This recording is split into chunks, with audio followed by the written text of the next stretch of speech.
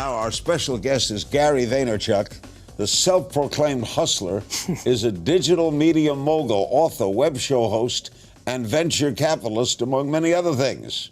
As the CEO and co-founder of VaynerMedia, Gary hosts the hugely popular YouTube show Ask GaryVee and has penned 3 New York Times best-selling books. Gary has been named to Fortune magazine's 40 Under 40 list of the most influential business leaders and holds the #1 ranking on Forbes' top 40 social selling market masters. His newest book, Ask GaryVee, is available now. How did this all start? You wine? What happened with you? What happened with me is I had the great benefit of being an immigrant. I was born in Belarus, in the former Soviet Union. My mother was from Belarus. I didn't know that. Minsk, I think. Yeah, I was born 40 minutes from Minsk and came to the States in '78 when they let some Jews out of there. And we set up in Queens, and my parents lived the American dream. They worked very hard. My dad was a stock boy in a liquor store in Clark, New Jersey, and eventually became the manager of that store, and eventually saved up enough money to buy a store in Springfield, New Jersey. I was lemonade stands, baseball cards, real hustler kid, blow pops, anything to make a buck. And at 14, I got dragged into the store. You know, oldest son, immigrant family. I always tell people, Larry, that I lived their grandparents' life more than theirs, right? A couple generations behind most. I did it in the 70s and 80s and 90s when most people did in the 30s, 40s, and 50s. You're a legal immigrant. I am, thank God. Okay. Otherwise, I probably wouldn't do the show. Okay. I fell in love with people collecting wine when I was 17 because I was into collecting sports cards. That was my connection point. I wanted collecting. I wanted to build 4,000 wine shops. I was going to build a Toys R Us of wine, sell the franchise, buy the New York Jets. That's what the plan was. Heard the internet my freshman year of college. Heard that sound, knew that it was special. And in 1996, I launched one of the first e-commerce wine businesses in America called WineLibrary.com. Took over my dad's business, kind of running it day to day in 1998 alongside with him.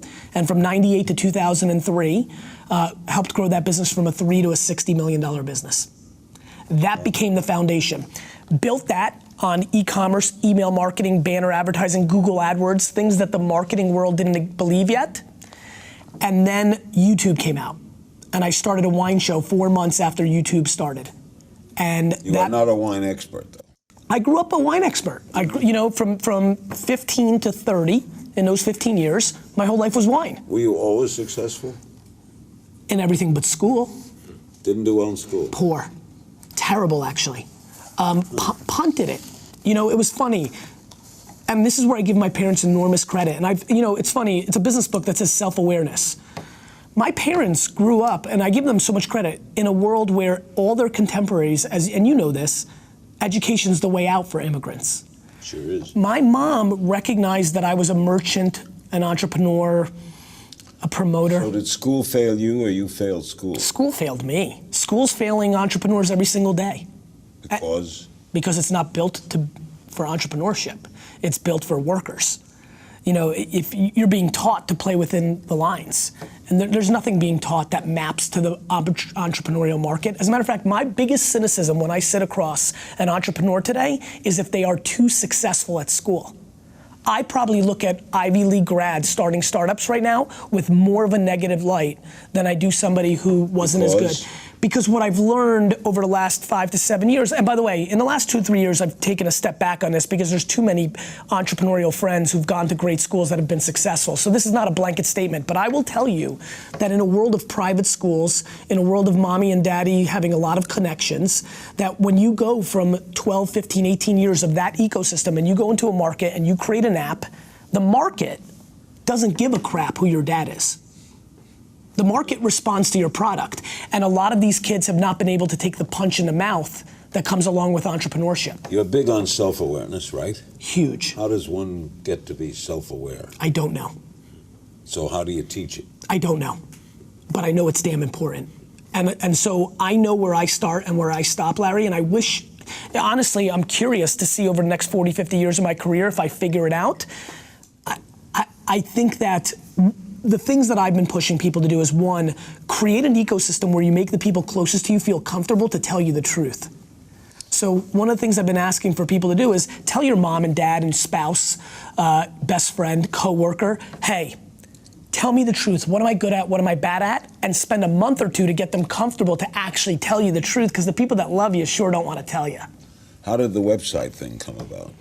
Way back when? I mean, your web show. Or the web show now. The biggest thing you do is your web show? The biggest thing I do right now is I run a 650-person social media digital agency that works with the brands like Toyota and Pepsi, and that's called Vaynermedia. And what does Vaynermedia do? We're a modern-day Mad Men. We're a Madison Avenue agency. The same people that used to sell commercial time on anything you ever did in radio and television, we now do that on Facebook, Snapchat, Instagram, and we produce the creative for the brands to sell stuff through the phone. Because Larry, and I'd love to get, I'd almost want to, I know we're doing a show here, but I'd love to get your thoughts maybe after, maybe right now, who knows. I think we're living through a very interesting moment. I believe that the telephone is becoming the television, and the television is becoming the radio. And I've been spending a lot of time studying the transition in the late 50s from radio to television, because this is the first time we've had a platform shift in our society in a half a century, and I think it's a very big deal. And I've been spending an enormous amount of time, the last 5 years, trying to be the best storyteller for that platform. Next, utilizing the digital world for your entrepreneurial benefit, how social media can transform your business. Stay with us. We're back with the incredible Gary Vaynerchuk. Is that a Jewish name? You know what's funny? I know it always confuses people. People don't think it, but I am. Okay. The book Ask Gary V is out now on entrepreneurs' take on leadership, social media, and self-awareness. Okay, how do we use social media to help our business? Well, I think we first understand that social media is a slang term for the current state of the internet. And when you position social media that way, you take it a lot more seriously. So step one, Larry, for 97% of the people that are watching is to actually take it serious. That's number one. And again, we were talking as we were getting ready, a lot of radio people didn't take television serious when the transition happened. That was their loss. Correct. Right? That's what's happening right now, Larry. This is historic. The history always tells you the future. And so that's what's happening. So first, take it serious. Two, understand that Facebook and Instagram and Snapchat and YouTube, these are different channels. It's the difference between CNN and Fox and ABC and sports ESPN. You've got to understand the context of the medium that you're on. So when you're storytelling about your business on YouTube, you've got to produce different content than when you're putting a picture on Facebook.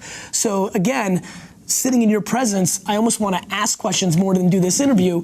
I think that people underestimate context of the medium. Right? I would assume that when you interviewed somebody on radio versus when you did it on television, there's slight differences because they're different mediums. Slight. And it's slight, but it's real. And in that slightness is all the magic. Number three, it's understanding that you have to provide value. Too many businesses right now on Facebook and Twitter and Instagram, every post they put out is buy my stuff, buy my stuff, buy my stuff. Here's where I'm gonna be. Check me out. Buy my book. Check out my experience. Watch me on my show. And nobody's providing value. So the prior book I wrote to this was called Jab, Jab, Jab, Right Hook. Give, give, give, ask. And it gave people a formula of how to put out content that actually gave people enough value that you then had them in a consideration to buy your stuff. But the technology changes so much that something could be new tomorrow that wipes out what was yesterday, right? Tough crap, right? The market is the market is the market. Every day, people put out shows on radio and television that tried to knock you off your pedestal. You had to become number one, stay number one. That's the market.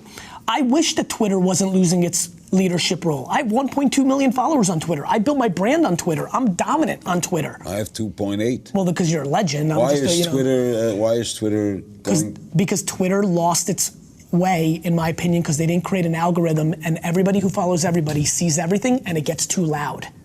And so they had what I call a fire hose problem. Too much information meant that people tuned it out. And so what Facebook did and what Instagram does is they don't show you everything. They show you the stuff based on what you've been liking that it thinks that you're gonna like. All this is most appealing to the young, right? If you're over 40, are you into this? If you're over 50? I think so. Yeah. I think if you look at behavior, let me ask you a question. Have you noticed some of your over 40, over 50 friends start to send emojis on text? I don't know what that is. Do you know the little poop pictures and the little face and the smiles? I don't text. Well, listen, let's turn off the cameras. We got things to do here. I need Larry to send some poop emojis immediately. A poop emoji? Yes, poop emoji is the next thing we're going to talk. Sounds like a dog in the next segment, we're going to talk poop emojis. But I think if you look at the data, it's stunning what's happened 35 to 60. I'll go a different route with you. For anybody who's watching right now, if you're lucky enough to know your parent at the age that you are now, if you're of an age where you actually knew your mom and dad at the same age you are now, you will notice that your behavior is much younger. Much younger. That has a lot to do with technology. Technology is dragging people. We're living through a youthification of our society. The fastest growing segment on the Instagrams and the Snapchats of the world are the 40 and overs, because just like Facebook, these things age up. Wow. Yeah. Now, explain all of this with regard to the New York Jets. I desperately want to buy them, Larry. You do? Yes, I do. Can you afford it? Not yet. But I've never felt more in control of that actually happening than I do right now. Why this? You're so level-headed and yes. on top of things. Yes. But sports things are a fan thing. Yes, they are. And that's short for fanatic. Yes, it is. And that's emotional. Yeah, listen, I'm a flawed human. I mean, we all have our shortcomings. So, you know, look, I'll tell you the truth. When I came to America, in Queens and in Dover, I couldn't speak English. Dover, New Jersey. Spoke Hebrew? No, I wasn't speaking Yiddish. Russian? But I was speaking Russian. But there was something when I moved to Edison, New Jersey, the kid, Eric Godfrey, Robbie Turnick, they were playing football, and they made me a Jets fan, and it was my first American thing. And my mom, everybody had a Jets jersey, and I wanted one. And my mom, we couldn't afford stuff like that. It's not what immigrants do. You don't go out and buy a $30 Jets jersey. So my mom knitted me one. And so I have it. It's my prized possession. It's literally my prized possession. And I've created a fairy tale in my mind somewhere around second or third grade that I was gonna go from not being able to afford a jersey to owning the whole damn thing. And that is the quest to buy the Jets is my happiness. Whether I buy them or not, so many variables. What if Woody Johnson doesn't sell? Well, he'll be dead by the time. Well, that's right. I mean, there's an advantage of being 25 to 30 years younger than the current owner. But you don't know, anything can happen, right? And so there's a lot of things I can't control in that fairy tale, but I can control the ambitious climb to get there. You are so on top of things. Does a Jet loss affect you? Yes. The Jets are my one kryptonite. I'm actually stunningly level-headed. I'm basically unemotional when it comes to business. I can tell. It's a win-loss thing. It's a net game. I can deal. Yes, the Jets bother me. It's because I'm not in control. We've got quite a few questions on my blog regarding tips for jump-starting a business. What are the three most important things to keep in mind when starting up? One, that cash is oxygen. I'm blown away by all these people that are starting businesses that don't realize that money is important. Like, they think about all these things. They're trying to think about 4 years from now, and they haven't made their first check. Just complete lack of practicality when thinking about a business. Number two, strengths. Are you a salesman? Are you the accountant? Do you have financial strength? Do you have sales strength? Are you operationally? Are you good at HR? Whatever you're best at, do that. Surround yourself with the other 3 or 4 pillars that need to have a business. And number 3, look for the white space, meaning, where are people not marketing and storytelling that you can? Is Snapchat, is YouTube, is a blog or a podcast your way to separate yourself from everybody else while they're running direct mail or radio or television or print advertising? What's the white space in your sector that nobody else is filling? Okay, well, a little game if you only knew. I just throw. What's the best piece of advice you ever got? That. When I was 14, I was full of crap. I was a salesman. I would say anything to you to make you buy my baseball cards or a bottle of wine. My dad grabbed me by the neck and he said, listen to me, where we come from, you've got one thing, your word. And that one moment, easily, my mom did most of the work. My dad was at work. I never saw my dad until I was 14. She built a self-esteem. She made me the right kind of guy, kind. She built the foundation. But that one tweak by my dad changed the outcome of my life from being a good huckster salesman who would have made it okay and made a good buck to having real potential. Did you get some bad advice too? I don't really listen to advice at all, so I'm sure I get bad advice. Larry, I actually think I get bad advice every day. Is there a company we should be paying more attention to? Music.ly. It's the emerging thing. Snapchat's the one for most people. But I'm making that assumption that as people continue to watch this, they'll know about that. Music.ly is the emerging social network with junior high kids in America and China. It has a chance. Your biggest failure and what you learned from it? I think my biggest failure was when I transitioned from day-to-day in the wine business to starting VaynerMedia. I wrote a book called Crush It that became a big New York Times list. I started 3 other businesses. I was like a guy that came out of a long relationship and wanted to date everything. I learned that even though my brain tells me I can do everything because I work 15 to 18 hours a day, I can't. And you only have so much energy and focus, and I need to cut that in. What industry is on the verge of exploding? Virtual reality.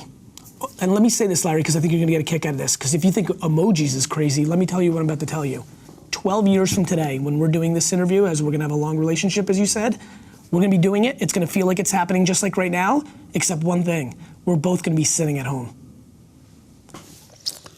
How about an industry that's slowing down or dying? I think television advertising is in deep crap. Business leader we should be paying more attention to? I think Jeff Bezos, who runs Amazon, is the single best entrepreneur of this century, including Steve Jobs. And he went into the newspaper business. Because he's smart. You know what he did there, Larry? He went into the brand business. He bought that brand, Washington Post, for nothing, and now he's gonna deploy it in a different platform, like the Kindle. What's the best success story you ever heard? You know what's funny? That's a great question. I'm very undereducated on the entrepreneurs and successful people in the world. My favorite success story is my dad. He came here with nothing. Yeah. Zero. Good example. I lived in a studio apartment a quarter the size of this studio. Yeah, he's young, he's 62. He's only 20 years old, 22 years older than me. Still working then. On fire. Part of the world that is exploding in business and commerce. I'm very intrigued by Africa. I think Africa is emerging. They've got cell phones at scale. I think that's going to be the place everyone's going to focus the next decade. Young entrepreneur who's impressing you? I think Mark Zuckerberg is going to take that throne from Jeff Bezos, and I think he's grossly underestimated. And in parallel, Evan Spiegel of Snapchat has surprised me. He's 25, I think. The way he's navigated that business with all the pressure of the whole world looking at him. Where do these kids get this? In garages? Where does this come from? This genius? I don't think it's genius. I think that they're lucky that the internet came along and allowed them to do it earlier. The internet is such scale. Larry. Where is the internet? In the ocean, in the sky. I mean, you know, the internet is basically our lives. I actually think the internet is more our life than this is. This is where people spend their time. Attention is the asset, and the internet owns it. Gary Vaynerchuk in 10 years. Hustling. Owning the Jets? No. Not yet. My behavior doesn't map to owning the Jets in 10 years. My behavior maps to owning the Jets in 30. A lot of social media questions. Serena Brainey on Facebook. When do you know you're ready to start a business? If you're asking that question, you're probably not ready. Larry, I believe a purebred entrepreneur suffocates in the notion of doing anything but running their own business. At Chief Chipper on Twitter, what was your favorite baseball card as a kid? 1990 Leaf Frank Thomas rookie card. Me and my friend Brandon adored that card. Just saw Frank a couple weeks ago. He's a real player. He was a real player. He's in the Hall of Fame. Yep. Bruce McKellan on the Larry King Now blog. Do you get political at all? What are your thoughts on people from the private sector? Donald Trump. I don't tend to get political, mainly because I've voted both party lines already at this young of an age multiple times. I'm quite practical about politics. I wait till there's a decision, and I make the decision that I think is best in the current situation. At Breck Landscape on Twitter, what's more investable? A digital company with millions of users and no profit, or one with a few users and millions in profit? Both is true, but if there's real growth at no profit with millions of users, that's the one that you want to run because the upside is so great. Now, Twitter had that, right? Yeah, and look, I was an early investor in Twitter. Twitter isn't bad, is it? No, it's not bad. I mean, and by the way, I made a crap load of money, Larry. Like, the people who invested in Twitter before it went public made a fortune. Twitter's issue is that it needs to hold on to the attention of its users. Mr. Lou on Facebook asks, in the age of digital media, how do you suggest someone maintain a solid print audience? By making sure, A, they are building a digital audience, and by B, trying to find something clever that the print product can deliver that the digital product cannot. And also this, Larry, holding your breath. I mean, the user is dying off. And when I say dying, I don't mean literally dying. I mean, we're watching 40, 50, 60, 70, 80-year-olds shift into digital consumption. But if print is dying, why does a Carlos Slim invest in the New York Times? Because he wants to use that to push his propaganda. He's got a vehicle. Yeah. As Jeff Bezos has. Of course. Larry, that's the real answer. You know it. Yeah. At KJM1016 on Twitter, how would you suggest one avoids running their social media outlets without making it feel like spam? By not being spam. Larry, this pisses me off all the time. People are like, how do I be less selly? Be less selly. Provide people actual value. Like, if you don't want your social media to feel spammy, why don't you talk about putting out content and acting like a media company instead of acting like a salesperson? John Crabtree on the Larry King Now blog. Do you see any new apps emerging as game changers in the next few years? You know, like I mentioned, I'm very hot on Musical.ly. I also think Anchor, this audio app, is quite interesting. What is that? Think of it as voice Twitter. So you, instead of tweeting, you're doing it by voice. So you literally put up the phone to yourself and say, you know, today I'm thinking, and quite interesting. It's very, very early, but I'm keeping a very keen eye on it. Who invents these things? Youngsters, a lot of times, who don't know any better. You know what I would tell you, and I think this will make sense to you. I look at it very similar to music genres. I think of it as like The Clash and Kurt Cobain and Run DMC. I think it's people who come up, they don't see what they want, and they create it.